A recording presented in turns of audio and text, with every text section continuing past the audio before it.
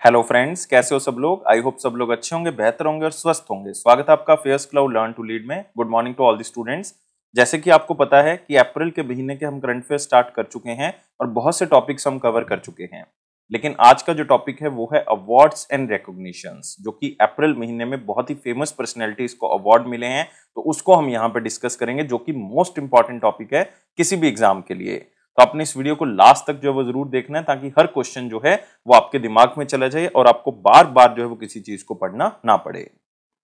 But सबसे पहले आप हमारी एप्लीकेशन को डाउनलोड कर लें, करियर्स क्लाउड को। आप गूगल प्ले स्टोर से इसको डाउनलोड कर सकते हैं। फिर आप अपनी ईमेल आईडी के थ्रू इसको लॉगिन कर लें। देन क्रैक करंट अफेयर्स के ऊपर क्लिक करके आप इसको 1 साल के लिए, 2 साल के लिए जो है वो सब्सक्राइब कर सकते हैं। और इसका प्राइस यार बहुत ही कम है। एक बार आप भी देखेंगे तो हम बहुत ही कम प्राइस पे इसको आपको प्रोवाइड कर रहे हैं। लेकिन सबसे इंपॉर्टेंट है कि हम आपको प्रोवाइड क्या कर रहे हैं। इसके अंदर आपको मिलेंगे daily current affairs, weekly current affairs और इसमें आपको मिलेंगे मंथली करंट अफेयर्स। तो डेली आपका रिवाइज हो जाएगा।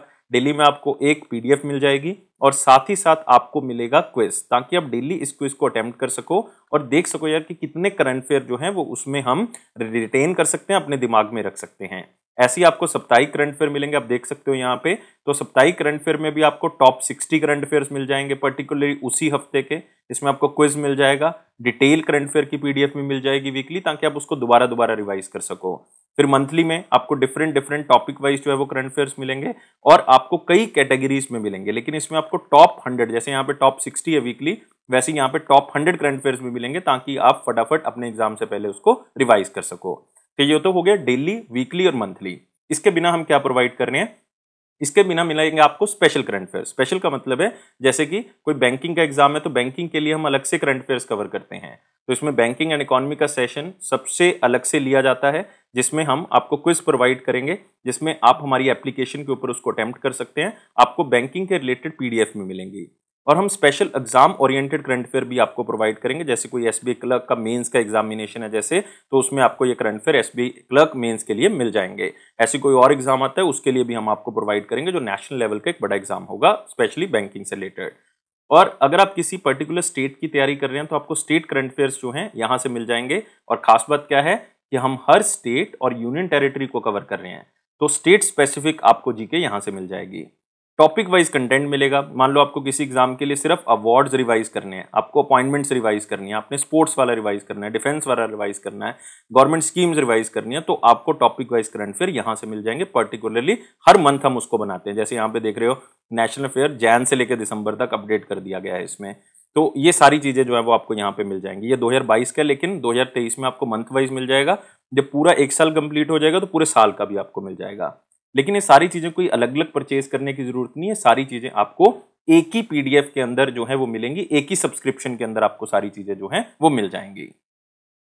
तो फटाफट आप अपनी प्रेपरेशन के लिए अफेयर्स क्लाउड के साथ जुड़े, उसकी एप्लीकेशन को डाउनलोड करें। डाउनलोड आपको पता है कि किस तरह से करना है। गूगल प्ले स्टोर पे जाएं, करियर्स क्लाउड एप्लीकेशन को डाउनलोड करें और क्रैक करंट अफेयर्स के ऊपर आप करंट अफेयर्स को 1 साल के लिए और 2 साल के लिए सब्सक्राइब कर सकते हैं।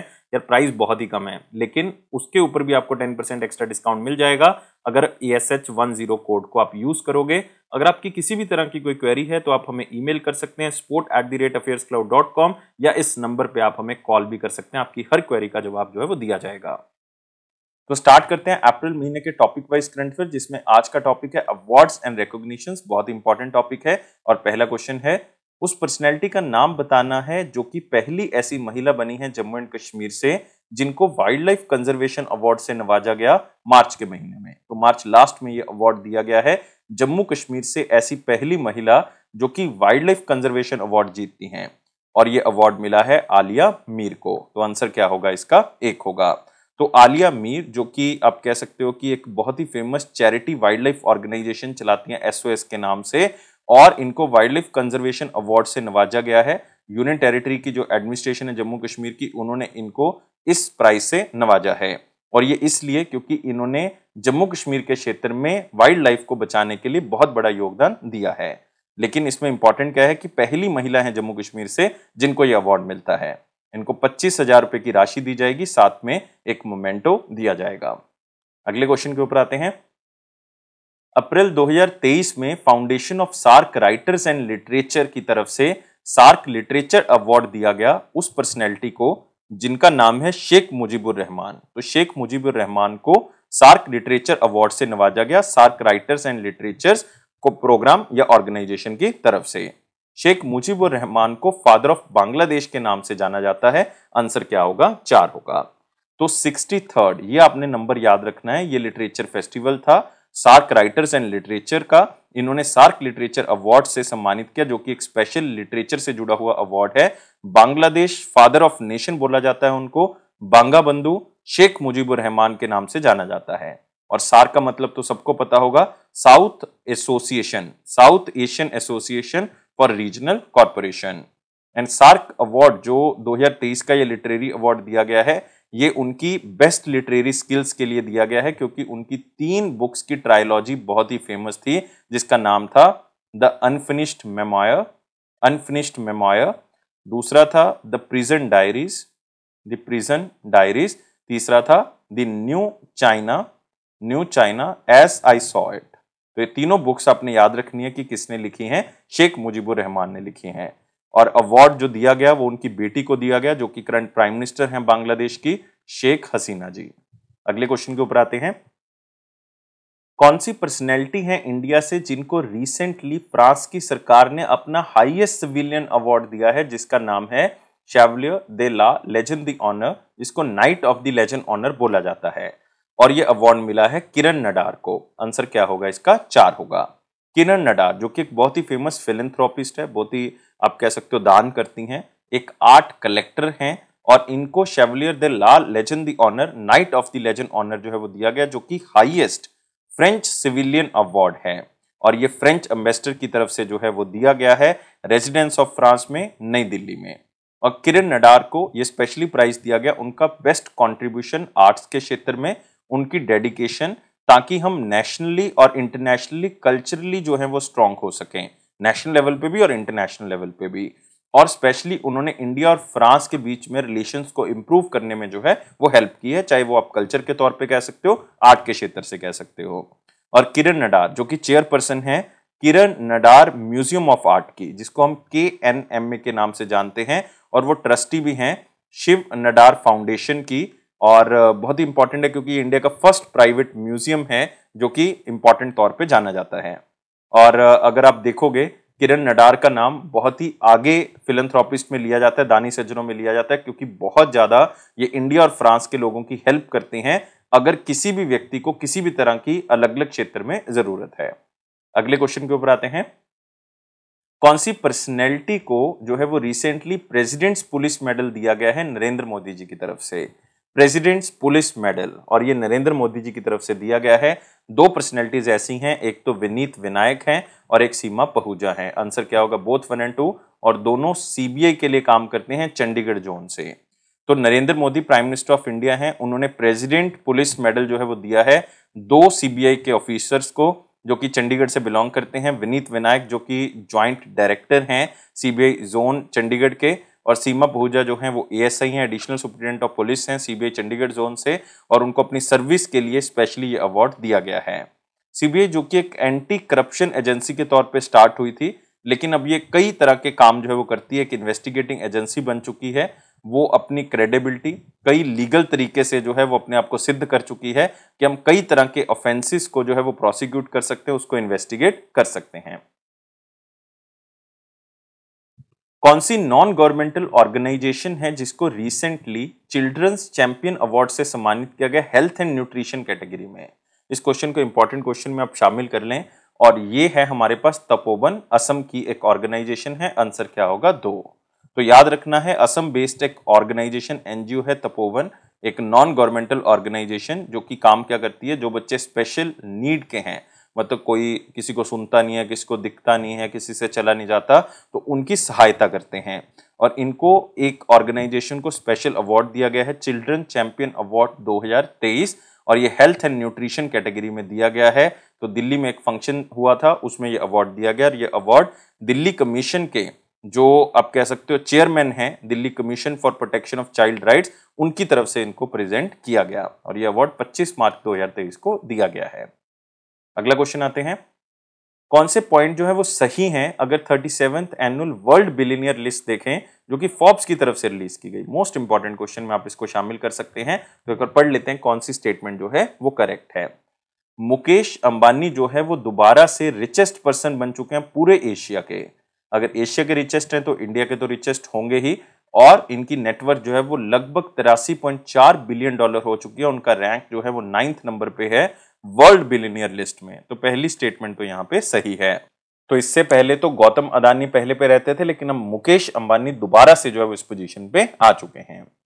दूसरी स्टेटमेंट है कि एलन मस्क जो कि सीईओ स्पेसएक्स और टेस्ला है, उन्होंने इस लिस्ट को टॉप किया। ये गलत है, वो दूसरे स्थान पे हैं। इस बार एलन मस्क जो है वो दूसरे स्थान पे हैं, और इस बार जो पहले नंबर पे हैं वो है बर्नार्ड अर्नोल्ट। याद रखना आपने, बर्नार्ड अर्नोल्ट जो कि लुई विटो चलाते हैं, वो सीईओ हैं लुई विटो के, और इनकी टोटल नेटवर्थ 211 बिलियन डॉलर है।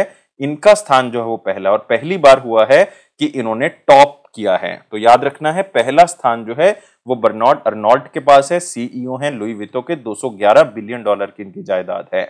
दूसरा स्थान जो है वो एलन मस्क का है, जो कि स्पेसएक्स के सीईओ हैं, टेस्ला के सीईओ हैं, और इनकी टोटल नेटवर्थ जो है वो 180 बिलियन डॉलर की है। और तीसरा स्थान आपको पता है कि जेफ बेजोस का है। जेफ बेजोस फाउंडर हैं अमेजॉन के, थर्ड रैंक है इनके पास, 114 बिलियन डॉलर की जायदाद है। तो दूसरी स्टेटमेंट गलत है, लेकिन सबसे इंपॉर्टेंट स्टेटमेंट है। Gautam Adani second richest Indian बन चुके हैं, क्योंकि पहले तो मुकेश अंबानी हैं, और इनकी नेटवर्थ 47.2 बिलियन। आप देख सकते हो कि मुकेश अंबानी की 83.4 बिलियन और इनकी 47.2 बिलियन डॉलर है, और इनका स्थान 24th है वर्ल्ड बिलियनियर लिस्ट में, जबकि मुकेश अंबानी का 9th है। तो ये स्टेटमेंट सही है। तो आंसर क्या होगा? बोथ 1 और 3। आंसर क्या होगा? 4 होगा। लेकिन आपने याद रखना है कि पहली बार हुआ है कि किसी फ्रेंच आदमी ने जो है वो लिस्ट को टॉप किया है, और वो है बर्नार्ड अर्नोल्ट। अगले क्वेश्चन के ऊपर आते हैं। उस पर्सनैलिटी का नाम बताना है जिसको रिसेंटली बेस्ट सपोर्टिंग एक्ट्रेस का अवार्ड दिया गया है। 47th एडिशन जो ओलिवियर अवार्ड्स का हुआ है, उन्होंने एक रोल निभाया था स्टेला कोवाल्स्की का, जो कि एक प्ले में, एक आप कह सकते हो कि एक प्ले चल रहा था, ए स्ट्रीट कार नेम्ड डिजायर। उस प्ले में उन्होंने स्टेला कोवाल्स्की का रोल जो है वो निभाया था, तो उनको बेस्ट सपोर्टिंग एक्ट्रेस का अवार्ड दिया गया इस 47th addition of Olivier awards में। और इनका नाम है अंजना वसन और अंजना वसान। आंसर क्या होगा इसका? 2 होगा। एक चेन्नई बॉर्न, चेन्नई में इनका जन्म हुआ है, सिंगापुर में ये रहती हैं, तो चेन्नई बॉर्न सिंगापुरियन एक्ट्रेस एक सिंगर भी हैं, एक सॉन्ग राइटर भी हैं, और लंदन में जनरली रहती हैं, यूनाइटेड किंगडम में, और इनको बेस्ट सपोर्टिंग एक्ट्रेस मिला है। एक प्ले चल रहा था, 47th addition of Olivier awards में इनको सम्मानित किया गया है। अंजना वसान जो है वो 36 साल की हैं और फर्स्ट सिंगापुरियन एक्ट्रेस हैं जिनको ऐसा अवार्ड जो है वो दिया गया है। अगले क्वेश्चन के ऊपर आते हैं। कौन सा इंडियन क्रिकेटर है जिसको रिसेंटली ऑनरेरी लाइफ मेंबरशिप जो है वो नहीं दी गई है मालेबॉन क्रिकेट क्लब की? तो उनको लाइफ टाइम मेंबरशिप से सम्मानित नहीं किया गया है, वो हमने लिस्ट में से नाम निकालना है। तो आपने याद रखना है कि टोटल इस क्लब के अंदर जो है वो ऑनरेरी मेंबरशिप जो है वो बढ़ाई गई है। 17 वर्ल्ड के फाइनेस्ट क्रिकेटर जो है वो इसमें इंक्लूड किए गए हैं। इस साल 2023 की लिस्ट में 17 क्रिकेटर इसमें शामिल किए गए हैं, जिसमें से 5 इंडियन हैं। 5 में से 3 जो हैं वो मेन क्रिकेटर टीम से हैं, और 2 जो हैं वो वुमेन क्रिकेट से बिलोंग करती हैं। और मेन क्रिकेट टीम से अगर देखोगे, महेंद्र सिंह धोनी है, सुरेश रैना है और युवराज सिंह हैं। अगर वुमेन क्रिकेट में देखोगे, मिथाली राज हैं, जुलान गोस्वामी हैं। तो याद रखने हैं इनके नाम, इंपॉर्टेंट है। पांचों के पांचों आपको पूछा जा सकता है कि कौन नहीं है, तो विराट कोहली आप यहां पे देख सकते हो कि वो नहीं है, तो आंसर क्या होगा इसका? 4 होगा। तो 12 टेस्ट प्लेइंग कंट्रीज में से 8 ऐसी प्लेइंग कंट्रीज हैं जो कि 2023 की इस ऑनरेरी लाइफ मेंबरशिप की लिस्ट में शामिल है, जिसमें से 5 जो हैं वो क्या हैं? इंडियन हैं। अगले क्वेश्चन के ऊपर आते हैं। कौन सी स्टेट को रिसेंटली बेस्ट परफॉर्मिंग स्टेट का खिताब मिला है नॉर्थ ईस्ट एरिया में, क्योंकि उन्होंने ई प्रोक्योरमेंट बहुत ही अच्छे से की है मिनिस्ट्री ऑफ फाइनेंस और ministry of electronics and information technology की मदद से।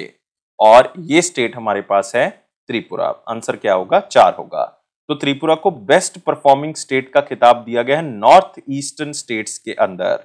उन्होंने मिनिस्ट्री ऑफ फाइनेंस और ministry of electronics and information technology की मदद से ई प्रोक्योरमेंट को बहुत ही अच्छे से किया है। मतलब उन्होंने कई तरह की स्कीम्स को बहुत ही अच्छे से लागू किया है, जैसे कि उन्होंने सौभाग्य स्कीम्स को बहुत ही अच्छे से लागू किया है, जो कि पावर सेक्टर से जुड़ी हुई है।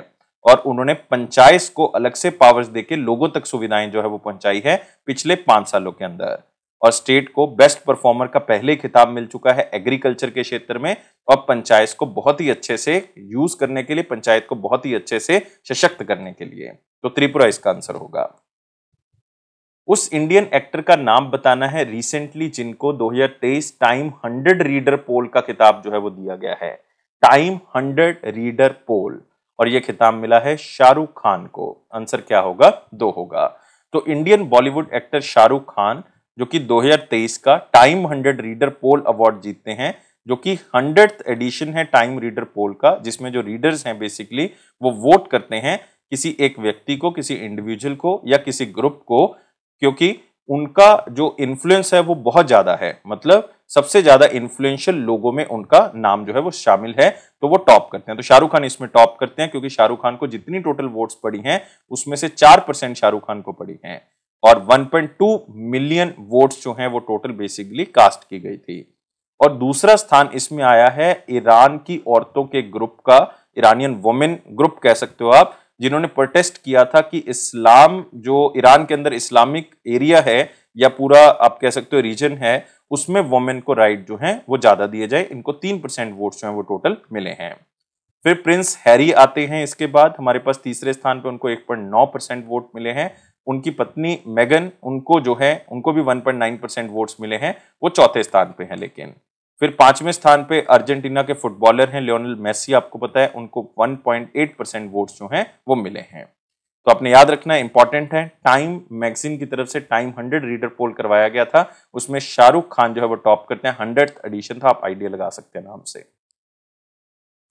उस कंपनी का नाम बताना है रिसेंटली जिसको बेस्ट प्रोडक्शन और प्रोसेस डेवलपमेंट अवार्ड दिया गया वैक्सीन इंडस्ट्री एक्सीलेंस अवार्ड के अंदर, और ये वर्ल्ड वैक्सीन कांग्रेस वाशिंगटन 2023 के दौरान जो है वो दिया गया है। और ये बेस्ट वैक्सीन कंपनी का अवार्ड दिया गया है भारत बायोटेक इंटरनेशनल लिमिटेड को। आंसर क्या होगा? 3 होगा, जिसको हम भारत बायोटेक से जानते हैं। ये हैदराबाद बेस्ड, तेलंगाना बेस्ड एक कंपनी है जो कि वैक्सीन बनाती है। आपको पता होगा कि इन्होंने कोवैक्सीन के ऊपर जो है वो काम किया था और इस वैक्सीन का निर्माण किया था, और पब्लिक वैक्सीन प्रोग्राम जो सरकार ने चलाया था उसके अंतर्गत इस वैक्सीन को कोविड-19 के अगेंस्ट जो है वो यूज भी किया गया था। और भारत बायोटेक एक ऐसी कंपनी है जो कि फर्स्ट इंट्रानेजल कोविड-19 वैक्सीन बनाती है। इंट्रानेजल मतलब वो नाक के जरिए जो है वो दी जा सकती है, और इसका नाम था आईनोकोवैक। आईनोकोवैक ये फर्स्ट इंट्रानेजल वैक्सीन थी कोविड-19 के अगेंस्ट जो बनाई गई थी। तो इनको best production process development award जो है वो दिया गया है वैक्सीन इंडस्ट्री एक्सीलेंस अवार्ड्स के तहत, और इसकी एक सेरेमनी की गई Washington DC, United states of America में, वहां पे ये अवार्ड जो है वो इनको मिला है। अगले क्वेश्चन के ऊपर आते हैं। कौन से ऐसे व्यक्ति हैं जिनको 2023 का इंटरनेशनल प्राइज इन स्टैटिस्टिक्स दिया गया? इंटरनेशनल प्राइज इन स्टैटिस्टिक्स, और इनको नोबेल प्राइज भी स्टैटिस्टिक्स का कहा जाता है, और ये अवार्ड मिला है CR राव को, क्लाइमपुडी राधाकृष्ण राव को। तो CR राव जो कि एक इंडियन अमेरिकन साइंटिस्ट हैं, स्टैटिशियन हैं आप कह सकते हो, 2023 का इंटरनेशनल प्राइज मिला है इनको स्टैटिस्टिक्स के क्षेत्र में, जिनको नोबेल प्राइज कहा जाता है। उनका 75 साल का एक्सपीरियंस जो है, जिसमें उन्होंने जो स्टैटिक्स को सोचने की जो प्रक्रिया है उसको उन्होंने चेंज किया, उसको इंप्रूव किया है। और CR राव इस अवार्ड को बेसिकली फिजिकली रिसीव करेंगे, $80,000 उनको मिलेंगे, और जुलाई में ये अवार्ड सेरेमनी की जाएगी, वहां पे इनको ये अवार्ड ओंटारियो कनाडा में दिया जाएगा। और गवर्नमेंट ऑलरेडी CR राव को अवार्ड दे चुकी है, जैसे कि पद्म विभूषण से इनको सम्मानित कर चुके हैं 2001 में, इससे पहले पद्म भूषण से कर चुके थे 1968 में। तो इस क्वेश्चन को आप स्लाइड से याद रख सकते हैं, लेकिन ये क्वेश्चन वेरी इंपॉर्टेंट क्वेश्चन है, इसको आपने याद रखना है। President of India Droupadi Murmu ji ने biennial national grassroot innovation and outstanding traditional knowledge awards जो हैं वो दिए हैं, और ये नेशनल इनोवेशन फाउंडेशन की तरफ से जो है वो दिए गए हैं। नई दिल्ली में इन अवार्ड्स को दिया गया, बाईएनियल हैं, 2 साल में एक बार दिए जाते हैं, और ये 11th एडिशन है इन अवार्ड्स का। आंसर क्या होगा? 2 होगा। तो इसी दिन उन्होंने साथ ही साथ festival of innovation and entrepreneurship, जिसको फाइन 2023 कहा जाता है, उसको भी स्टार्ट किया इस स्पोर्ट्स ग्राउंड के अंदर, जो कि राष्ट्रपति भवन कल्चरल सेंटर में ही स्थित है। और आपने याद रखना है कि नेशनल इनोवेशन फाउंडेशन जो है वो 2,25,000 से बढ़कर अब 3,25,000 टेक्नोलॉजिकल आइडिया के साथ आगे बढ़ रहे हैं। इनोवेशंस के आइडिया हैं उसमें, ट्रेडिशनल नॉलेज को आगे लेके जा रहे हैं और 625 डिस्ट्रिक्ट में अलग अलग तरह की इनोवेशंस को आगे बढ़ा रहे हैं, जो उनके डेटाबेस में ये इनोवेशनल आइडियाज, जो टेक्नोलॉजिकल आइडियाज जो हैं वो मौजूद हैं। तो अपने याद रखना है, ये festival of innovation and entrepreneurship बहुत इंपॉर्टेंट है। ये department of science and technology की तरफ से चलाया जाता है कि साइंस, टेक्नोलॉजी, इनोवेशन को हम आगे बढ़ाएं ताकि लोग जो हैं वो एंटरप्रेन्योर बने, बड़े बड़े बिजनेसमैन बने, अपने आइडिया को आगे लेके जाए और इंडिया का नाम जो है वो रोशन करें। अगले क्वेश्चन के ऊपर आते हैं। उस पर्सनैलिटी का नाम बताना है जिसको ऑल इंडिया मैनेजमेंट एसोसिएशन की तरफ से business leader of the decade का अवार्ड मिला है।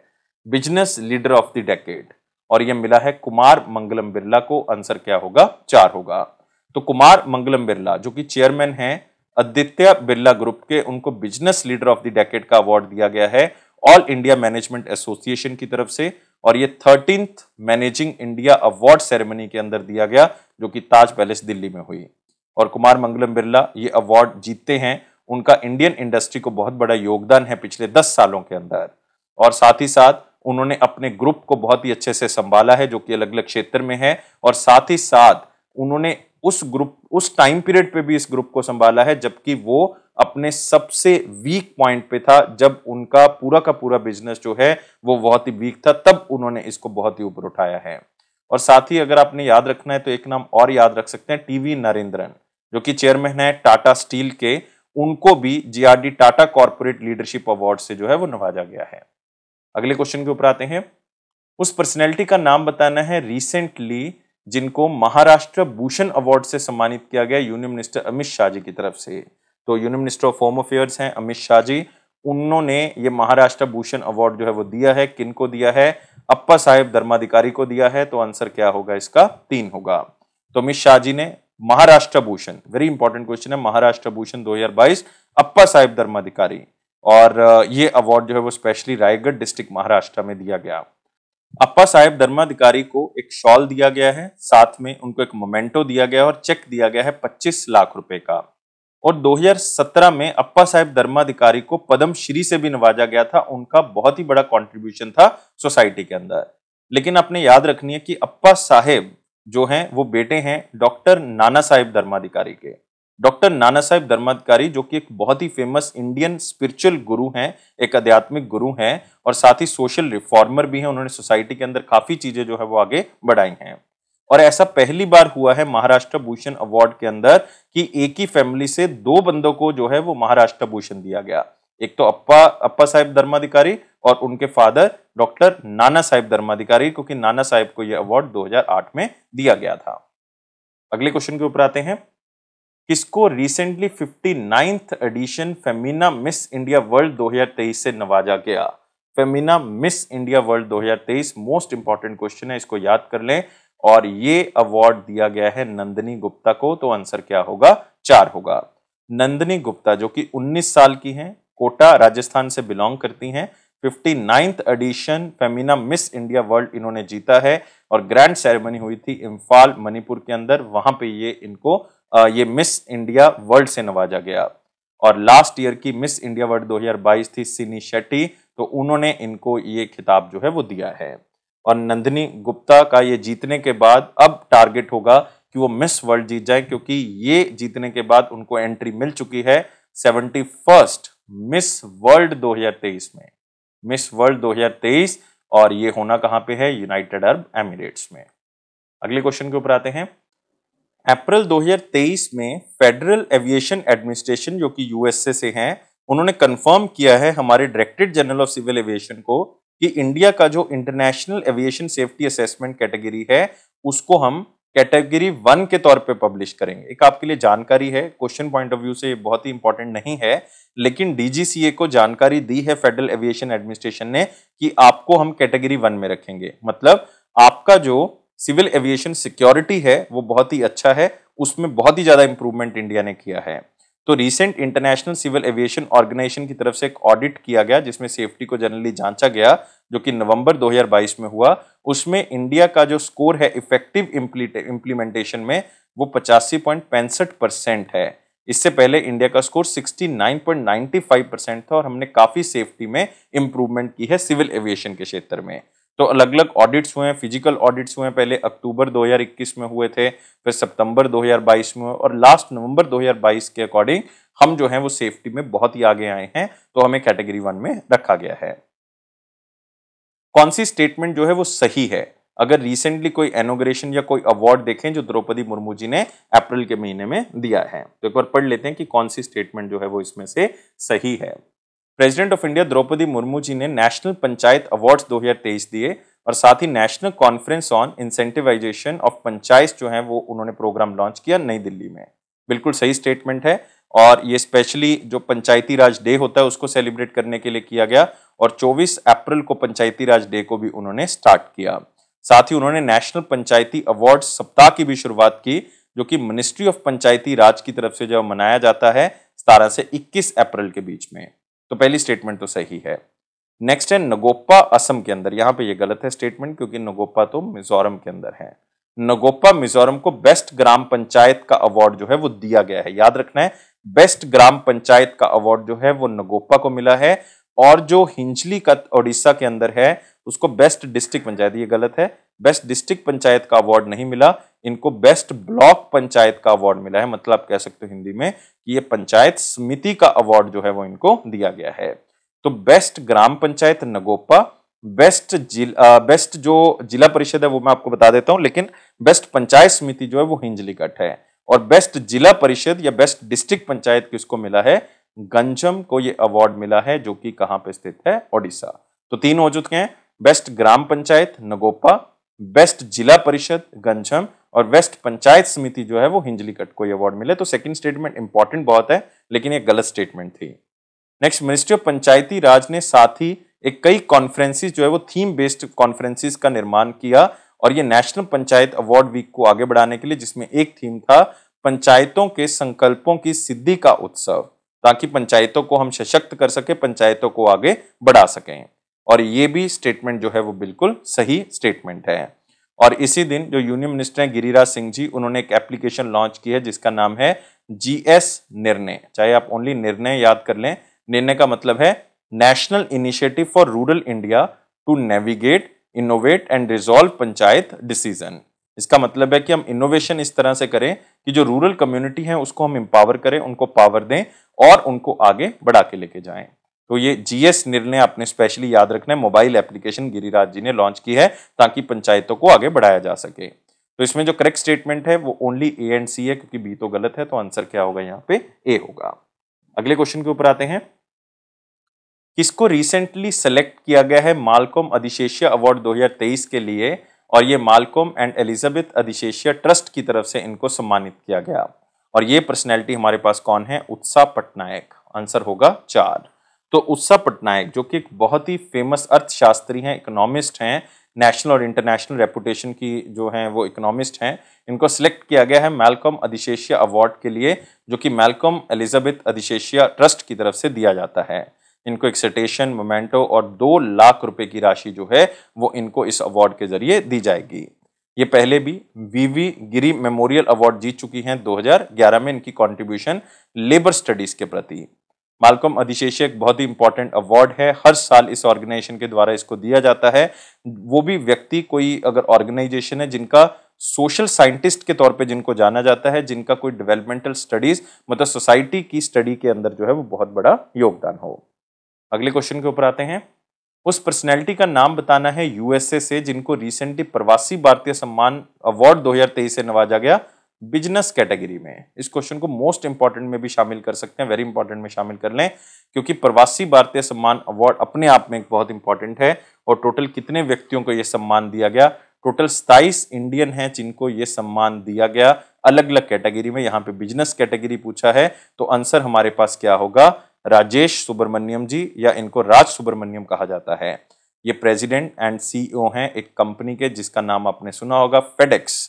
फेडेक्स के CEO और प्रेसिडेंट हैं। फेडेक्स जो है वो एक world largest express transportation company है जिनको प्रवासी भारतीय सम्मान अवार्ड से नवाजा गया।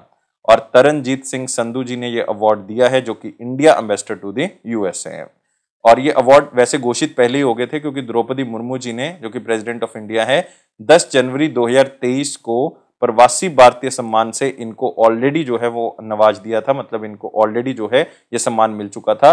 इस बार हमने 17th प्रवासी भारतीय दिवस जो है वो मनाया है। कहां पे? इंदौर, मध्य प्रदेश के अंदर। और प्रवासी भारतीय सम्मान जो है वो हाईएस्ट सिविलियन ऑनर है जो किसी इंडियन ओरिजिन के व्यक्ति को मिलता है जो कि बाहर रहता है, या इंडियन डायस्पोरा को दिया जाता है जो कि इंडिया में जिनका जन्म हुआ है लेकिन वो बाहर रह रहे हैं। अगले क्वेश्चन के ऊपर आते हैं।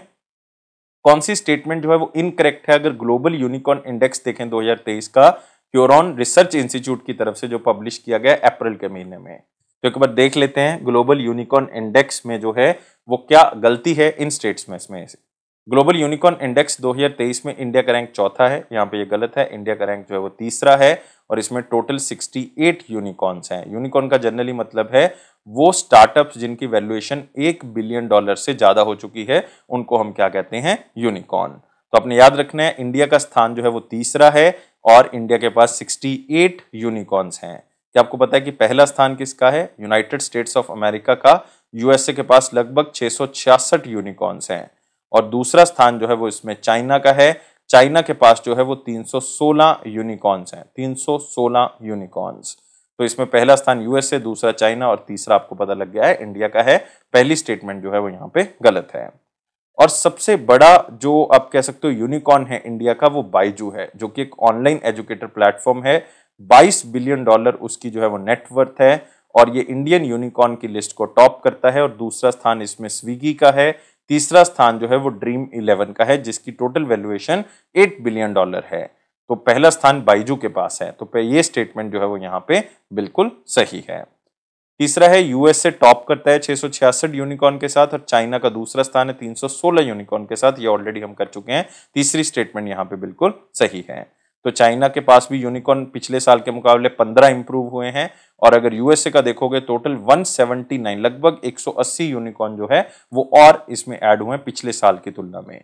तो इंडिया के यूनिकॉर्न्स भी जो हैं वो यहाँ पे बड़े हैं। इंडिया के पास पहले 54 थे, अब 14 और ऐड हो गए हैं तो 68 हो चुके हैं। तो इसका मतलब यहाँ पे इनकरेक्ट स्टेटमेंट पूछी थी तो आंसर क्या होना चाहिए? ओनली ए। अगले क्वेश्चन के ऊपर आते हैं। टाटा स्टील को रिकॉग्नाइज किया गया है 2023 का स्टील सस्टेनेबिलिटी चैंपियन और ये वर्ल्ड स्टील एसोसिएशन की तरफ से किया गया।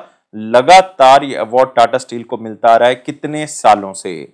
लगातार 6 सालों से ये अवार्ड टाटा स्टील को मिलता आ रहा है। मतलब कह सकते हो कि 2018 में इस प्रोग्राम को लॉन्च किया गया था, स्टील सस्टेनेबिलिटी चैंपियन प्रोग्राम को, और तब से लेके 2023 तक जो है ये अवार्ड किसको मिलता आ रहा है? टाटा स्टील को। इसमें टॉप करते हैं तो आंसर क्या होगा? 6th टाइम जो है उनको ये कॉन्जिक्यूटिव मतलब लगातार ये अवार्ड जो है वो मिला है। इसकी एक कॉन्फ्रेंस हुई थी, world steel special journal meeting हुई थी। कहां पे? वियना, ऑस्ट्रिया में। तो वहां पे ये अवार्ड इनको मिला है। तो जब से ये स्टार्ट हुआ तब से टाटा स्टील को ही मिल रहा है। और भी कई कंपनी शामिल है जिनको ये अवार्ड दिया गया। इवन इसमें हुंडई स्टील कंपनी शामिल है जिनको ये अवार्ड पहली बार जो है वो दिया गया है। इवन इंडिया की JSW स्टील, जो कि एक मल्टीनेशनल स्टील प्रोड्यूसर कंपनी है, मुंबई महाराष्ट्र बेस्ड कंपनी है, उनको भी स्टील सस्टेनेबिलिटी चैंपियन में इस बार शामिल किया गया है। कौन सी स्टेटमेंट जो है वो सही नहीं है? किसके रिस्पेक्ट में? 2023 का जो एडिशन आया है विजडन क्रिकेटर्स आल्मनैक का, तो वो अप्रैल में रिलीज किया गया जिसमें हम Wisden cricketers of the year जो है वो डिक्लेयर करते हैं। तो इसमें आपने खास तौर से एक पॉइंट याद रखना है कि 160वें नंबर का एडिशन है जो Wisden cricketers of the year की लिस्ट जारी की जाती है। ये 160वें नंबर का एडिशन है और इस बार 5 Wisden cricketer of the year जो है वो डिक्लेयर किए गए हैं। तो एक बार पढ़ लेते हैं। इंपॉर्टेंट क्वेश्चन है, वेरी इंपॉर्टेंट में शामिल करें। टॉम ब्लेंडल हैं न्यूजीलैंड से, बेन फॉक्स हैं इंग्लैंड से, हरमनप्रीत कौर का नाम यहाँ पे आ चुका है इंडिया से, वो शामिल हैं, डैरिल मिचेल न्यूजीलैंड से, मैथ्यू पॉट्स इंग्लैंड से। ये 5 Wisden cricketers of the year जो है वो अनाउंस किए गए। बिल्कुल सही स्टेटमेंट है। एक बार अपने पांचों के नाम जो है वो जरूर याद रखने हैं। नेक्स्ट है इंडियन वुमेन क्रिकेट टीम की कैप्टन हरमनप्रीत कौर जो हैं वो दूसरी इंडियन वुमेन क्रिकेटर बनी है जिनको Wisden cricketer of the year का खिताब मिला है। बिल्कुल गलत स्टेटमेंट है। वो फर्स्ट इंडियन क्रिकेटर हैं जिनको Wisden cricketer of the year में शामिल किया गया। First Indian women cricketer. ये स्टेटमेंट बहुत ही इंपॉर्टेंट है। सेकंड स्टेटमेंट लेकिन यहाँ पे गलत है, तो आंसर भी यहाँ पे क्या होगा? सेकंड ही होगा, क्योंकि गलत जो है वो हमसे पूछा था। बेन स्टोक्स जो कि इंग्लैंड टेस्ट टीम के कैप्टन हैं उनको लीडिंग क्रिकेटर जो है वो तीसरी बार खिताब जो है वो ये मिला है। बिल्कुल सही स्टेटमेंट है। ऑस्ट्रेलिया की बैटर हैं बेथ मुनी, उनको जो है वो वुमेन क्रिकेटर की लिस्ट में वर्ल्ड टॉप में शामिल किया गया है और ये दूसरी बार हुआ है पिछले 3 सालों के अंदर। दूसरी बार वर्ल्ड की वुमेन क्रिकेटर्स की लिस्ट में टॉप करती हैं बेथ मुनी और ये दूसरी बार जो है वो हुआ है पिछले 3 सालों में। ये भी बिल्कुल सही स्टेटमेंट है। इवन एक और बात आप याद रखेंगे, जो सूर्य कुमार यादव हैं, सूर्य कुमार यादव, उनको leading T20 cricketer of the world title दिया गया है। लीडिंग T20 क्रिकेटर, क्योंकि उन्होंने एक साल के अंदर 1000 रन जो हैं वो T20 इंटरनेशनल में बनाए हैं एक कैलेंडर ईयर के अंदर। तो यहाँ पे सेकंड स्टेटमेंट गलत है, तो आंसर तो हम पहले ही बता चुके हैं कि सेकंड होगा। कौन सा बैंक जो है वो पहला रैंक हासिल करता है enhanced assess and service excellence reform index के अंदर, जो Q3 फाइनेंशियल ईयर 23 का है और ये रिलीज किया है इंडियन बैंक्स एसोसिएशन की तरफ से। मतलब उन्होंने लोगों को सर्विस देने के लिए बहुत ही अच्छी फैसिलिटीज जो है वो प्रदान की हैं और ये बैंक है union bank of India. Answer क्या होगा? 4 होगा। तो यूनियन बैंक ऑफ इंडिया जो है वो पहली बार सिक्योर करता है पहला स्थान पब्लिक सेक्टर बैंक्स के अंदर जिन्होंने अपनी सर्विसेज को बहुत ही बेहतर बनाया है लोगों के लिए। तो जो ये ईज इनिशिएटिव है, enhanced assess and service excellence initiative जो है, ये डिपार्टमेंट ऑफ फाइनेंशियल सर्विस का मिनिस्ट्री ऑफ फाइनेंस के अंतर्गत, जिसमें पब्लिक सेक्टर बैंक्स को रिफॉर्म्स करने के लिए अलग अलग एजेंडास दिए जाते हैं, अलग अलग काम दिए जाते हैं और इसमें कुछ गोल्स को अचीव करना होता है, जो कि यूनियन बैंक ऑफ इंडिया ने किया है, जिसमें उन्होंने इंक्लूसिव बैंकिंग को शामिल किया, ज्यादा से ज्यादा लोगों को बैंकिंग के साथ जोड़ा और डिजिटल एक्सपीरियंस उनको प्रदान किया ताकि घर बैठे वो बैंकिंग सुविधाओं का अनुभव ले सके। अगले क्वेश्चन के ऊपर आते हैं। उस पर्सनैलिटी का नाम बताना है रिसेंटली जो कि पहली महिला ऑफिसर बनी है इंडियन एयरफोर्स की, जिनको वायु सेना मेडल से नवाजा गया है। वायु सेना मेडल, उनकी बहादुरी के लिए ऐसी पहली महिला ऑफिसर इंडियन एयरफोर्स से, और इनका नाम है दीपिका मिश्रा। आंसर क्या होगा? 3 होगा। तो दीपिका मिश्रा जो कि एक विंग कमांडर हैं, वो पहली महिला ऑफिसर बनी है इंडियन एयरफोर्स से जिनको वायु सेना मेडल से नवाजा गया है। और ये वायु सेना मेडल से नवाजने वाले जो ऑफिसर हैं, ये हैं हमारे एयर चीफ मार्शल विवेक राम चौधरी जी। और ये एक स्पेशली सेरेमनी की गई न्यू दिल्ली के अंदर, वहां पे इनको नवाजा गया। और आपने याद रखना है कि इस बार चीफ ऑफ एयर स्टाफ ने जो है वो प्रेसिडेंशियल अवार्ड्स दिए हैं टोटल 58 पर्सन्स को, जिसमें 57 इंडियन एयरफोर्स से हैं और साथ ही साथ जो है वो एक बंदा जो है वो आर्मी से आता है। तो एक 57 इंडियन एयरफोर्स से है, एक बंदा जो है इंडियन आर्मी से है, जिनको ये प्रेसिडेंशियल अवार्ड जो हैं वो दिए गए हैं। और साथ ही हमारे जो चीफ ऑफ एयर स्टाफ हैं, उन्होंने 2 युद्ध सेवा मेडल्स दिए हैं, 13 जो हैं वो वायु सेना मेडल्स दिए हैं बहादुरी के अंदर, 13 जो है वो वायु सेना मेडल्स दिए हैं ड्यूटी के अंदर बहुत ही अच्छे से काम करने के लिए, और 30 जो है वो विशिष्ट सेवा मेडल से नवाजे हैं। और वायु सेवा मेडल जो है वो बहुत ही इंपॉर्टेंट है, खास है, क्योंकि 26 जनवरी 1960 में इसको स्टार्ट किया गया था, ताकि जो ड्यूटी के अंदर बहुत ही मन लगा के काम करते हैं और बहुत ही बहादुरी से काम करते हैं, उनको यह अवार्ड दिया जा सके। अगले क्वेश्चन के ऊपर आते हैं। उस स्टेट का नाम बताना है रिसेंटली जो कि नेशनल अवार्ड जीतती है अपनी एक स्कीम को बहुत ही अच्छे से लागू करने के लिए। प्रधानमंत्री फसल बीमा योजना को बहुत ही अच्छे से लागू करने के लिए 2022-23 में इस स्टेट को यह खिताब मिलता है। और ये स्टेट हमारे पास कौन सी है? कर्नाटका। तो आंसर क्या होगा इसका? 1 होगा। तो कर्नाटका को नेशनल अवार्ड मिला है कि प्रधानमंत्री फसल बीमा योजना उन्होंने 22-23 में बहुत ही अच्छे से चलाई है। और इस स्कीम के तहत अगर आप देखोगे 2021-22 का जो सीजन था खरीफ का, उसमें स्टेट ने रिकॉर्ड लगभग 48% किसान जो हैं वो स्कीम के तहत जोड़े हैं, जो कि एक सब्सिडी स्कीम है। और इसमें स्कीम के अंदर जो एरिया कवर किया गया है वो भी बड़ा है, लगभग 42% एरिया जो है वो बड़ा है। और फार्मर्स की इनरोलमेंट इतने अच्छे तरीके से बढ़ाई है जो कि किसी भी स्टेट की नहीं है। पहले 16 लाख किसान जो है वो स्कीम के साथ जुड़े हुए थे, लेकिन लगभग अब 23 से 24 लाख किसान जो है वो स्कीम के साथ जुड़े हुए हैं कर्नाटका के अंदर। अगले क्वेश्चन के ऊपर आते हैं। कौन सी स्टेटमेंट जो है वो बिल्कुल सही है? अगर प्राइम मिनिस्टर अवार्ड देखें जो कि उन्होंने पब्लिक एडमिनिस्ट्रेशन एक्सीलेंस में दिए हैं अप्रैल 2023 में, तो यह है एक्सीलेंस इन पब्लिक एडमिनिस्ट्रेशन।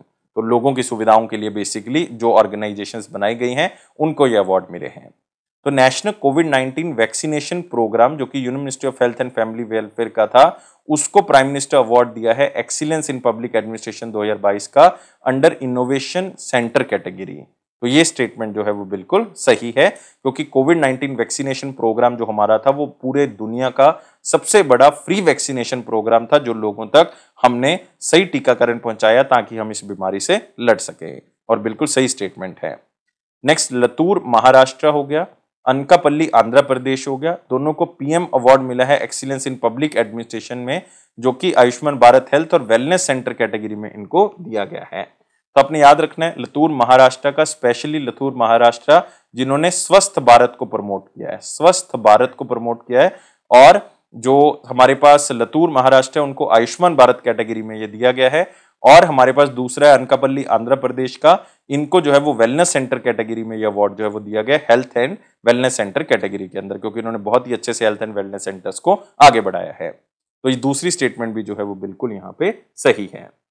तीसरी है mission youth Jammu and Kashmir and state organ and tissue transplant organisation Gujarat की, ये दोनों जो हैं वो prime minister award for excellence in public administration जीते हैं under the innovation state category. पहले थी इनोवेशन सेंटर कैटेगरी, अब ये innovation state category, state level पे।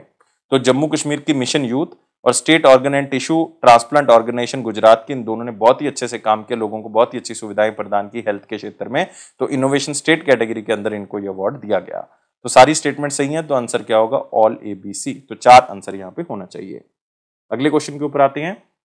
कितनी पर्सनैलिटीज हैं जिनको रिसेंटली गोल्डमैन एनवायरमेंटल प्राइज 2023 दिया गया? तो इसमें आप पर्सनैलिटीज के नाम अगर देखना चाहते हैं तो एक बार आप पढ़ भी सकते हैं, हमारी PDF से आपको मिल जाएगा वो। लेकिन टोटल 6 पर्सनैलिटीज हैं जिनको इस साल ये अवार्ड दिया गया है, और ये war memorial opera house San Francisco California के अंदर ये अवार्ड दिए गए हैं। 6 पर्सनैलिटीज हैं, मतलब एक ब्राजीलियन अमेजोन फॉरेस्ट से हैं, उनको ड्रिलिंग एंड माइनिंग कैटेगरी में दिया गया है। एक आप कह सकते हो चिल्केवा मुंबा नाम का एक पर्सन है जाम्बिया से, उनको एनवायरमेंटल जस्टिस के लिए मिला है। ऐसी एक डेलिमा शालाही हैं इंडोनेशिया से, उनको फॉरेस्ट कैटेगरी में मिला है। तो ऐसे अलग अलग कैटेगरीज में टोटल 6 कैटेगरीज में 6 अवार्ड जो हैं वो दिए गए हैं। इस बार 34th एनिवर्सरी थी गोल्डमैन एनवायरमेंटल प्राइज की, और ये गोल्डमैन एनवायरमेंटल प्राइज उन लोगों को ऑनर करता है जो कि ग्रास रूट एक्टिविस्ट है, धरती से जुड़े हुए एक्टिविस्ट हैं, और हमेशा हमेशा धरती को बचाने के लिए कुछ ना कुछ करते रहते हैं। और 6 अलग अलग कॉन्टिनेंट से इनको लिया जाता है, और इस अवार्ड को ग्रीन नोबेल प्राइज के नाम से भी जाना जाता है। और सेरेमनी जो है वो रियू मप की तरफ से जो है वो होस्ट की गई थी, जो कि फाउंडर है एक ऑर्गेनाइजेशन आउटडोर एफ्रो के, और ये ऑर्गेनाइजेशन डेडिकेटेड है स्पेशली ब्लैक कम्युनिटी को और लीडरशिप को लेके, जो कि नेचर के अंदर हम चाहते हैं। अगले क्वेश्चन के ऊपर आते हैं। उस पर्सनैलिटी का नाम बताना है इंडिया से जिनको ऑर्डर ऑफ ऑस्ट्रेलिया से सम्मानित किया गया। मोस्ट इंपॉर्टेंट क्वेश्चन है order of Australia. Order of Australia जो है वो ऑस्ट्रेलिया का हाईएस्ट सिविलियन अवार्ड है, जो कि एक कंट्रीब्यूशन के लिए दिया जाता है, जिसमें इंडिया और ऑस्ट्रेलिया के रिलेशंस को इंप्रूव करने में स्पेशली रोल रहता है उस बंदे का। और ये बंदा है हमारे पास Ratan Tata, one of the most important personality of India. ये पर्टिकुलरली इनको ट्रेड के क्षेत्र में इंडिया और ऑस्ट्रेलिया में आगे बढ़ाने के लिए, इन्वेस्टमेंट बढ़ाने के लिए, और बहुत ही बड़े दानी सज्जन हैं, उनके लिए इनको ये ऑर्डर ऑफ ऑस्ट्रेलिया का खिताब दिया गया है। और ऑस्ट्रेलियन एम्बेसडर टू इंडिया है मिस्टर बेरी, उन्होंने ये अनाउंसमेंट की है। और 2023 में इसी मार्च के महीने में रतन टाटा जी को अपॉइंट किया गया ऑनरेरी ऑफिसर जनरल डिवीजन का ऑर्डर ऑफ ऑस्ट्रेलिया का। तो ऑर्डर ऑफ ऑस्ट्रेलिया ऑस्ट्रेलिया का हाईएस्ट सिविलियन अवार्ड है, जो कि 1975 में जो है वो स्टार्ट किया गया था क्वीन एलिजाबेथ II के द्वारा, ताकि उन बंदों को नवाजा जा सके, उन बंदों को आगे बढ़ाया जा सके जो कि पर्टिकुलरली इंडिया और ऑस्ट्रेलिया के रिलेशंस को इंप्रूव करते हैं, उसको आगे बढ़ाते हैं। अगले क्वेश्चन के ऊपर आते हैं। 8th titular Prince of Arcot, मतलब सिर्फ टिटुलर का जनरली मतलब है कि दिखाने के लिए, नाम के लिए, जो प्रिंस हैं, शहजादे हैं आर्कोट के, रिसेंटली उनको इंडो ऑस्ट्रेलियन एसोसिएशन की तरफ से मेरिटोरियस सर्विस अवार्ड मिला है। तो ये 8वें नाम के जो आप कह सकते हो कि प्रिंस हैं आर्कोट के या शहजादे हैं आर्कोट के, उनका नाम बताना है, और इनका नाम है नवाब मोहम्मद अब्दुल अली। आंसर क्या होगा इसका? 3 होगा। तो इंडो ऑस्ट्रेलियन एसोसिएशन ने मेरिटोरियस सर्विस अवार्ड से सम्मानित किया है हिज एक्सीलेंसी नवाब मोहम्मद अब्दुल अली, जो कि अभी, और आप कह सकते हो 8वें प्रिंस ऑफ आर्कोट हैं। अमीर महल में इनको सम्मानित किया गया चेन्नई तमिलनाडु में। और अवार्ड जो है वो स्पेशली दिया गया है सारा किर्लियो की तरफ से, जो कि ऑस्ट्रेलियन काउंसिल जनरल है साउथ इंडिया के, और डॉक्टर सूजन की तरफ से, जो कि प्रेसिडेंट है इंडो ऑस्ट्रेलिया एसोसिएशन की। और ये अवार्ड दिया गया है नवाब को इसलिए क्योंकि उनके लंबे समय से एफर्ट्स चलते आ रहे हैं कि हम पीस बढ़ा सकें इंडिया और ऑस्ट्रेलिया के बीच में, इंटरनेशनल रिलेशनशिप बूस्ट कर सके इंडिया और ऑस्ट्रेलिया के बीच में, और दोनों कंट्रीज में टाई अप बढ़ा सकें इन्वेस्टमेंट को लेके। अगले क्वेश्चन के ऊपर आते हैं। कौन सी स्टेटमेंट जो है वो बिल्कुल सही है अगर housing and urban development corporation के अवार्ड्स देखें 2022-23 के, जो कि अप्रैल के महीने में दिए गए हैं। तो अगर पढ़ लेते हैं हुडको अवार्ड्स की लिस्ट को कि कौन कौन सी स्टेटमेंट जो है वो इसमें से सही है। तो हुडको अवार्ड जो है वो अनाउंस किया गया 53rd foundation day of housing and urban development corporation limited के दिन, जिस दिन हुडको को स्टार्ट किया गया था उसके 53वें फाउंडेशन डे पे हुडको अवार्ड जो है वो स्पेशली घोषित किए गए हैं। बिल्कुल सही स्टेटमेंट है। स्वच्छ भारत मिशन अर्बन उत्तर प्रदेश को यह अवार्ड मिला है हुडको अवार्ड 2022-23 का उनकी बेस्ट प्रैक्टिसेस के लिए, ताकि लिविंग एनवायरनमेंट को बेहतर बना सकें। 2022-23 में उनको सैनिटेशन कैटेगरी में यह अवार्ड दिया गया है। बिल्कुल सही स्टेटमेंट है। जम्मू कश्मीर बैंक को जो है वो ये अवार्ड मिला है हुडको अवार्ड से सम्मानित किया गया। उनका बहुत बड़ा कंट्रीब्यूशन हाउसिंग सेक्टर को लेके, क्योंकि बहुत ज्यादा लोन उन्होंने दिए हैं कम इंटरेस्ट पे लोगों को। प्रधानमंत्री आवास योजना अर्बन के साथ जोड़ा है ताकि लोग जो हैं वो सब्सिडाइज रेट पे जो है वो लोन ले सकें और साथ में अपने घर का जो सपना है वो स्वीकार कर सकें। तो इसका मतलब ये स्टेटमेंट जो है बिल्कुल सही है। तो आंसर करेक्ट स्टेटमेंट पूछा था, आंसर होगा ऑल ए बी सी। अगले क्वेश्चन के ऊपर आते हैं। अप्रैल 2023 में 14th दलाई लामा को रमन मैग्सेसे अवार्ड दिया गया इन पर्सन, कितने सालों के बाद? क्योंकि वैसे तो मतलब इन पर्सन आप कह सकते हो कि वो ये अवार्ड को हासिल करके आए हैं 64 सालों के बाद। रमन मैग्सेसे अवार्ड जो है वो 14th दलाई लामा को दिया गया है। तो 1959 रमन मैग्सेसे अवार्ड जो है वो Tibetan spiritual leader Dalai Lama को दिया गया इन पर्सन। इन्होंने ये अवार्ड 64 सालों बाद जो है वो हासिल किया है और धर्मशाला हिमाचल प्रदेश में ये अवार्ड उनको पहुंचाया गया है रमन मैग्सेसे अवार्ड फाउंडेशन की तरफ से। और 1959 में रमन मैग्सेसे अवार्ड जो है वो रमन मैग्सेसे फाउंडेशन की तरफ से दिया गया था फिलीपींस के अंदर अगस्त 1959 में। और ये फर्स्ट इंटरनेशनल रिकॉग्नाइजेशन थी जो 14th दलाई लामा को मिली थी उनकी लीडरशिप के लिए, कि उन्होंने किस तरह से तिब्बतियन सोसाइटी की रक्षा की थी, अपने रिलीजन को बचाया था, कल्चर को आगे बढ़ाया। और वो बहुत ही बड़ा क्रिटिकल टाइम था जब तिब्बत के ऊपर जो है चाइना ने कब्जा किया। तो एज ए स्पिरिचुअल लीडर इन्होंने पूरी तिब्बतियन कम्युनिटी को जोड़ के रखा। अगले क्वेश्चन के ऊपर आते हैं। उस कंपनी का नाम बताना है रिसेंटली जो कि फर्स्ट प्राइज जीतती है मिनिस्ट्री ऑफ स्टील का इस्पात राजभाषा सम्मान 2021-22 के लिए। इस्पात राजभाषा सम्मान जो जीता है 21-22 के लिए वो मिला है राष्ट्रीय इस्पात निगम लिमिटेड को। आंसर क्या होगा इसका? 2 होगा। तो ये award specially minister of state Faggan Singh Kulaste की तरफ से दिया गया है और मिनिस्टर ऑफ स्टेट ने स्पेशली राष्ट्रीय इस्पात निगम लिमिटेड की एक हिंदी मैगजीन का उद्घाटन किया। उसका मार्च इशू जो है वो लॉन्च किया जिसका नाम है राष्ट्रीय इस्पात सुगंध। अगले क्वेश्चन के ऊपर आते हैं। कौन सी स्टेटमेंट जो है वो इनकरेक्ट है? अगर हम 68th एडिशन देखें हुंडई फिल्म फेयर अवार्ड का जो कि अप्रैल के महीने में दिए गए, मोस्ट इंपॉर्टेंट क्वेश्चन में इसको शामिल कर लें। हुंडई फिल्म फेयर अवार्ड, जिसको फिल्म फेयर अवार्ड भी आप कह सकते हो, 68th एडिशन था। नंबर आपने जरूर याद रखना है। ये इसका एडिशन कहां पे हुआ इस बार? मुंबई महाराष्ट्र में ये किया गया जियो वर्ल्ड कन्वेंशनल सेंटर में। और इसको होस्ट स्पेशली किया सलमान खान, आयुष्मान खुराना एंड मनीष पॉल। तो पढ़ लेते हैं स्टेटमेंट क्या है। गंगूबाई काठियावाड़ी जो कि डायरेक्ट की अयान मुखर्जी ने, ये गलत है यहाँ पे, इसको क्योंकि संजय लीला बंसाली जी ने जो है वो डायरेक्ट किया है। और आलिया भट्ट इसमें एक्ट्रेस थी। टोटल 8 नहीं, इन्होंने 10 ट्रॉफीज जो है वो इस फिल्म ने जीती हैं, जिसमें बेस्ट फिल्म का खिताब गंगूबाई को मिला, बेस्ट डायरेक्टर का संजय लीला बंसाली को, बेस्ट एक्ट्रेस का आलिया भट्ट को। तो ये बात आपने याद रखनी है, पहली स्टेटमेंट गलत है। वेटरन बॉलीवुड एक्टर प्रेम चोपड़ा, आपने सुना ही होगा, और बहुत ही हिंदी और पंजाबी मूवीज में ये काम कर चुके हैं। इनको लाइफ टाइम अचीवमेंट अवार्ड से नवाजा गया क्योंकि लगभग 380 फिल्मों में इन्होंने काम किया है। 60 साल का इनका जो है वो करियर रहा है और बहुत ही अलग अलग रोल्स के लिए ये जाने जाते हैं। स्टेटमेंट बिल्कुल सही है। नेक्स्ट, जानवी श्रीमंकर जो कि आर.डी. बर्मन अवार्ड जीतती हैं उनका अपकमिंग म्यूजिक टैलेंट के अंदर, क्योंकि उनका पहला सॉन्ग था दोलेधा गंगूबाई काठियावाड़ में। तो देखो एक अवार्ड यहाँ पे भी आ गया गंगूबाई को। और ये अवार्ड को स्पेशली स्टार्ट किया गया था आर.डी. बर्मन जी के नाम से, ताकि उनको रिकॉग्नाइज किया जा सके और बॉलीवुड म्यूजिक इंडस्ट्री को बेहतर किया जा सके। ये स्टेटमेंट भी बिल्कुल सही है। तो आंसर क्या होगा? इनकरेक्ट पूछा था, आंसर ओनली ए होना चाहिए। अगले क्वेश्चन के ऊपर आते हैं। कौन सी स्टेटमेंट जो है वो बिल्कुल सही है अगर हम ग्रीन वर्ल्ड अवार्ड्स देखें 2023 के, जो कि ग्रीन ऑर्गेनाइजेशंस की तरफ से प्रेजेंट किए गए हैं अप्रैल 2023 में। तो अगर पढ़ लेते हैं इस क्वेश्चन को, आप स्लाइड से भी याद रख सकते हैं, क्योंकि Miami international airport United states of America में ये अवार्ड जो है वो दिए गए हैं, जिसको बोला जाता है green awards, green world awards 2023। और ग्रीन ऑर्गेनाइजेशन जो कि लंदन यूनाइटेड किंगडम की एक ऑर्गेनाइजेशन है, ये इस अवार्ड को देती है, लेकिन ये दिए मियामी इंटरनेशनल एयरपोर्ट पे दिए गए हैं यूएसए में। तो एक ग्रुप है वेदांता लिमिटेड, जिनको ग्लोबल गोल्ड अवार्ड से नवाजा गया है एनवायरमेंटल पॉलिसी के तहत एंड मैनेजमेंट कैटेगरी के तहत ग्रीन वर्ल्ड अवार्ड्स के अंदर। तो वेदांता लिमिटेड जो कि ग्लोबल गोल्ड अवार्ड जीतती है एनवायरमेंट कैटेगरी में, पहली स्टेटमेंट बिल्कुल सही है। Power grid corporation of India, जिसको पावर ग्रिड के नाम से जाना जाता है, उनको ग्लोबल गोल्ड अवार्ड मिला है कॉर्पोरेट सोशल रिस्पॉन्सिबिलिटी कैटेगरी में, जिसमें उन्होंने कुछ पैसा जो है वो लोगों की भलाई के लिए जो है वो खर्च किया है, बिल्कुल सही स्टेटमेंट है। दिल्ली मेट्रो रेल लिमिटेड को ग्लोबल सिल्वर अवार्ड मिला है एनवायरमेंटल पॉलिसी कैटेगरी के अंदर, ये गलत है, यहाँ पे दिल्ली मेट्रो जो है वो नहीं होगा, यहाँ पे चेन्नई मेट्रो रेल लिमिटेड होगा, जिसको गोल्डन सिल्वर अवार्ड मिला है क्योंकि उन्होंने बेहतर तरीके से जो है वो मेट्रो का निर्माण किया और ग्रीन एनवायरनमेंट को बचाने का भी साथ में काम किया है। तो ये स्टेटमेंट जो है यहाँ पे गलत हो जाती है, तो करेक्ट स्टेटमेंट जो है वो बोथ 1 और 2 है। अगले क्वेश्चन के ऊपर आते हैं।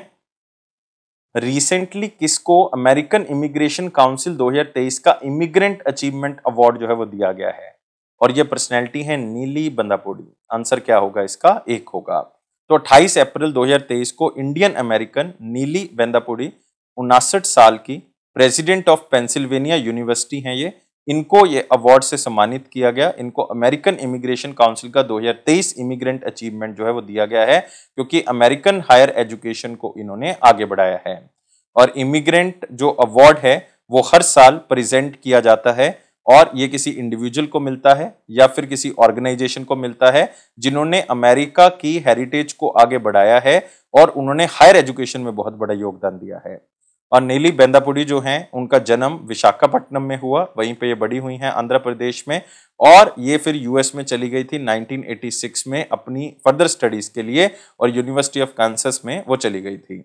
और 2022 में वो ऐसी पहली महिला बनी और फर्स्ट पर्सन बनी कलर से, मतलब आप कह सकते हो फर्स्ट पर्सन थी जो व्हाइट नहीं थी, और ये प्रेसिडेंट बनी है पेंसिल्वेनिया यूनिवर्सिटी की, और स्टेट यूनिवर्सिटी वहां पे अवेलेबल है। और साथ ही साथ जो ये एग्जीक्यूटिव वाइस प्रेसिडेंट के पद पे भी रही हैं और चीफ कस्टमर ऑफिसर भी रही हैं नेशनल बैंक में यूनाइटेड स्टेट्स के। तो नाम याद रखना है नीली बेंदापुडी। अगले क्वेश्चन के ऊपर आते हैं। उस पर्सनैलिटी का नाम बताना है रिसेंटली जिनको honorary member of the most excellent order of British empire से सम्मानित किया गया किंग चार्ल्स III की तरफ से। तो एक सिंपल सा क्वेश्चन है, स्टैटिक क्वेश्चन है, आप याद कर लें। ये हैं MN नंद कुमार, जो कि एक संस्कृत स्कॉलर हैं, इनको एग्जीक्यूटिव डायरेक्टर भी हैं भारतीय विद्या भवन सेंटर के, जो कि लंदन में स्थित है यूनाइटेड किंगडम में। इनको member of the most excellent order of the British empire दिया गया किंग चार्ल्स III की तरफ से। ये इनकी सर्विसेज के लिए, क्योंकि इनका टीचिंग स्टाइल जो है वो बहुत ही अच्छा है, इनकी परफॉर्मेंस असेसिबिलिटी के लिए इंडियन क्लासिकल लैंग्वेज और आर्ट्स के क्षेत्र में इनको ये सम्मान दिया गया है, क्योंकि इंडिया और यूके का कल्चर जो है वो बचाने के लिए, उसको आगे बढ़ाने के लिए, क्लासिकल क्षेत्र में उस चीज को आगे लेके जाने के लिए इनको ये अवार्ड दिया गया है। और ऑनरेरी अवार्ड स्पेशली अप्रूव किया गया ब्रिटिश मोनार्क के द्वारा कि ये फॉरेन नेशनल्स को जो है वो मिलेगा उनके कंट्रीब्यूशन के लिए, जो उन्होंने स्पेशली यूके के फॉरेन या कॉमनवेल्थ एंड डेवलपमेंट ऑफिस के जरिए जो है अपने आर्ट्स को या किसी भी क्षेत्र में जो है वो अपने आप को निखारा हो। तो ये थे हमारे पास बहुत ही important current affair. I think video आपको अच्छा लगा होगा, तो वीडियो को लाइक करें, शेयर करें और चैनल को अभी के अभी सब्सक्राइब कर लें। आप हमारे हर प्लेटफॉर्म को ज्वाइन कर सकते हैं, फेसबुक है, इंस्टाग्राम है, लिंक्डइन है, टेलीग्राम चैनल है, लेकिन हर नोटिफिकेशन आपको मिलेगी टेलीग्राम चैनल पे, तो इसका लिंक डिस्क्रिप्शन बॉक्स में दिया हुआ, वहां से ज्वाइन करें। Thank you guys, take care and bye bye.